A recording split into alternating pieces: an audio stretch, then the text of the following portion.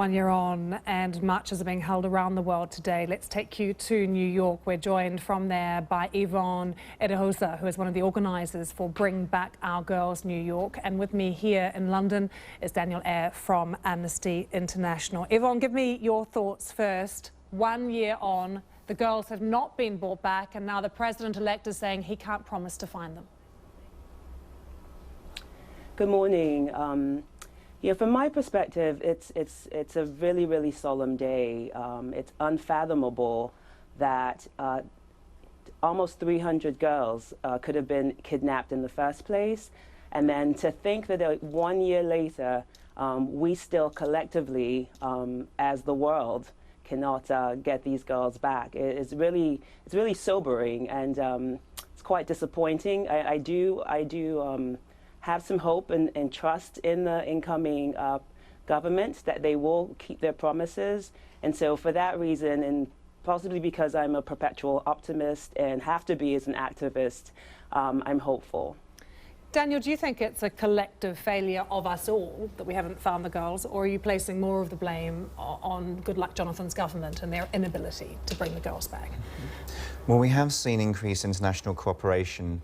After the Bring Back Our Girls campaign drew attention to the issue, we saw several states try to support the Nigerian government through training, by sharing intelligence, and through creating a new regional task force to tackle Boko Haram. And there have been some successes in recent months.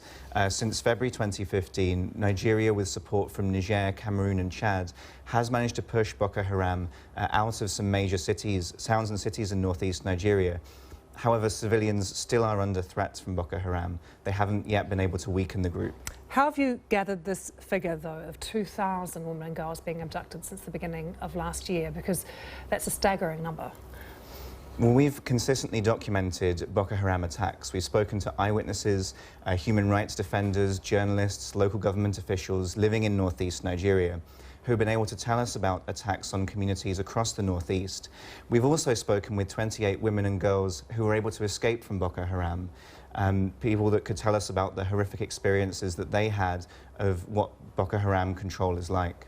Yvonne, what would you like to see the government do now, the new government, the new Buhari government, if what we're hearing, 2,000 women and girls have been taken? That means that across that whole part of the country, young girls are feeling at risk every single day.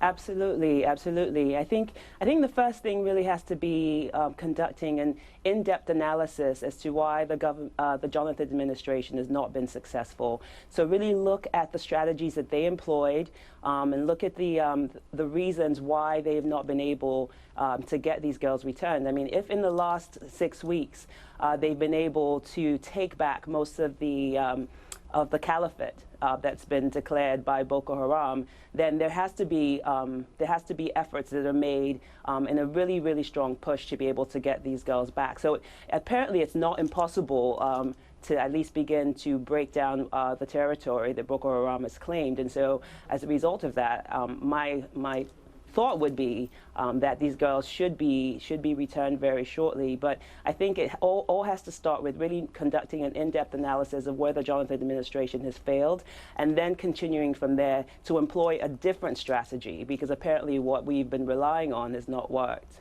Yvonne, how have the lives of girls who haven't been taken, who are just at home with their families, been affected by this, though? The fact that many of them are not going to school now, the fact that many of them are probably fearful just to leave the home. Yeah, absolutely. I think there's been a physical effect. I mean, we already have approximately 10.5 million children in Nigeria that are out of school. The majority of those are girls. And so just on those numbers alone, there's been an increase with girls being afraid. I mean, I have girls in my family who are afraid and nervous about the possibility because of the threat of Boko Haram. But I think worse is the fact that this has really, really affected the psyche of the average child, particularly the female girl child in Nigeria, because what it says when you do not rescue innocent children, what you say to the rest of the children in the country, particularly the girl child, is that they don't matter and that they are not safe. And so I think psychologically the impact has affected children in a way that I don't think this government has really appreciated. Daniel, I can see you're agreeing with a lot of that, but tell us about the boys. because there's been abductions of young boys as well. That's right. So Boko Haram, as well as abducting women and girls, has abducted boys and young men, and that appears to be as part of a strategy of recruitment.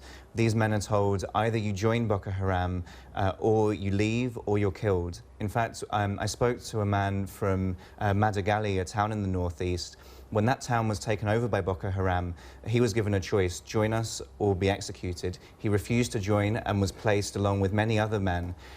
He witnessed 27 men being executed, being slaughtered in front of him, and he was only spared because the knife became blunt and he was thrown onto the body, onto this pile of corpses and was shot. He was only hit in the shoulder, and so when Boko Haram left, he was able to escape. But this pattern of executions is something we see across Boko Haram-controlled territory. Yvonne, the issues that you raise about the place of women, particularly in society, do you think that that discussion is taking place in Nigeria and the attitudes are actually changing? You know, as an optimist, I think I would hope that that's the case. I think the irony is that our current government, the current Jonathan administration, has probably been the most gender sensitive and has increased the number of women in government from about 10% in 2011 to about 33%. So there are approximately 14 of our ministers are actually female, but unfortunately that hasn't translated to any change or any tangible change, I would say, for the average Nigerian woman. So we still have the second highest female maternal mortality rate in the world. We still have a huge issue with human and sex trafficking, particularly of women and girls. The girl-child education is still a glaring issue. We have national security problems, and we know that women and girls suffer the brunt of the violence that affects that results from war and the insurgency. And so I think there are major problems that are reflecting that are being reflected in society. And so I would hope that the conversation is happening because the issues are so glaring. There's no way you can turn away from them. So I would hope that these conversations are occurring, but unfortunately, we're just not seeing the tangible result at the moment. Yvonne Idahosa, thank you very much for joining us from New York. Daniel, thanks for coming in.